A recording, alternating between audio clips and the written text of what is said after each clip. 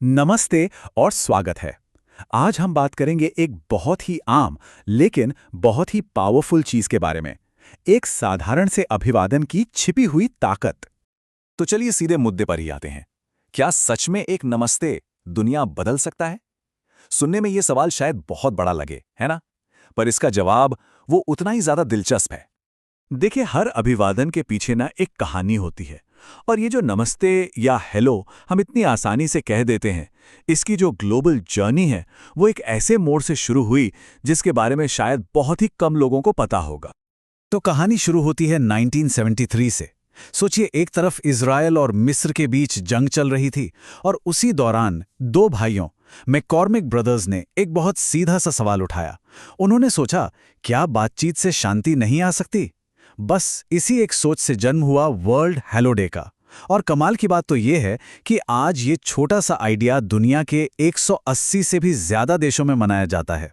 ये दिखाता है कि हम सबको कहीं ना कहीं बातचीत की, कम्युनिकेशन की कितनी जरूरत है। और पता है, HELLO शब्द का एक और मतलब भी है, एक एक्रोनिम।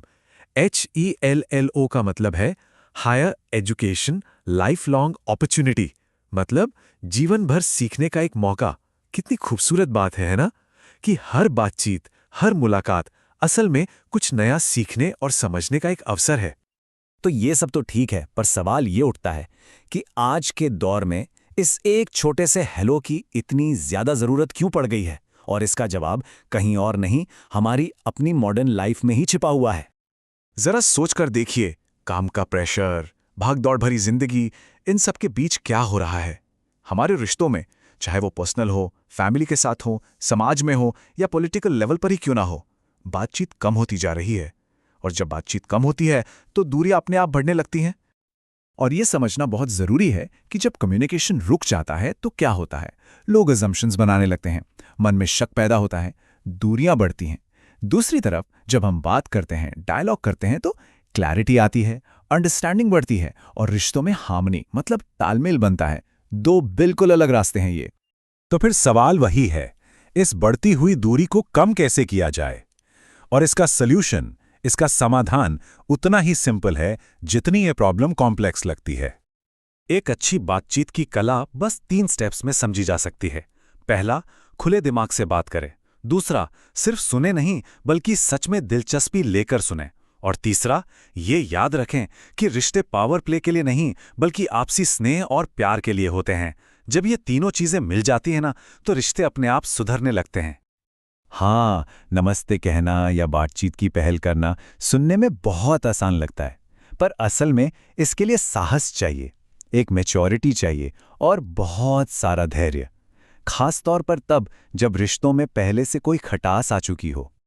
चलिए अब इस पूरी बात को एक लेवल और ऊपर ले जाते हैं, सोशल से स्पिरिचुअल लेवल तक।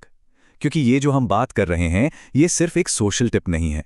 ये हमारे होने से, हमारे एग्जिस्टेंस से जुड़ा एक बहुत गहरा सच है। अब विज्ञान को देख लें या स्पिरिचुअलिटी को, दोनों एक ही बात पर आके रुकते हैं। Everything is connected to everything. मतलब इस दुनिया में कुछ भी अलग नहीं है। हर चीज, हर इंसान एक दूसरे से जुड़ा हुआ है। इसका सीधा सा मतलब यह है कि कोई भी इंसान अकेले एक द्वीप की तरह नहीं है। हम सब एक ही विशाल ब्रह्मांड का हिस्सा है। हमें ये इल्यूजन हो सकता है, ये भ्रम हो सकता है कि हम अलग अलग हैं, पर हकीकत में हम सब एक हैं। और जब सब कुछ जुड़ा हुआ है तो इसका मतलब क्या हुआ? इसका मतलब ये हुआ कि एक सूक्ष्म लेवल पर किसी और का एक्सपीरियंस हमारा अपना एक्सपीरियंस बन जाता है। और अगर इस नज़रिए से देखें तो फिर एक दूसरे से प्यार से बात करना, हार्मनी के साथ कम्युनिकेट करना, ये सिर्फ एक अच्छी आदत नहीं रह जाती, ये एक ज़रूरत बन जाती है, एक एसेंशियल एक्ट। तो चलिए इन सारी बातों को अब समेटते हैं और देखते हैं कि इसे अपनी रोज़मर्रा की ज़िंदगी में कैसे लागू किया जा सकता है। ये बात बिल्कुल सच है कि कम्युनिकेशन में कई मुश्किलें हैं। कभी जगह की दूरी होती है, कभी वक्त की कमी, ये सब रियल चैलेंजेस हैं।